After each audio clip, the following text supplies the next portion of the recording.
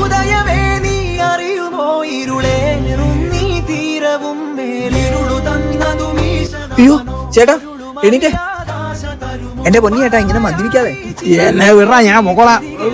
ചേട്ടാ ഈ അവസ്ഥയിൽ ചേട്ടൻ നടന്നു പോകണ്ട, ഞാൻ കൊണ്ടുവിടാം.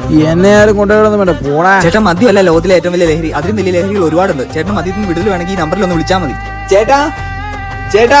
അയ്യോ ഇത് എന്നാ പറ്റിയത്? മദ്യപിച്ച് അവിടെ കിടക്കുമായിരുന്നു, എടുത്തോണ്ട് വന്നു. മോനിത് എത്ര എവിടെ വെച്ചാൽ എടുത്തിട്ട് വരുന്നത്? ഇവിടെ വെച്ചിട്ട് പോകും.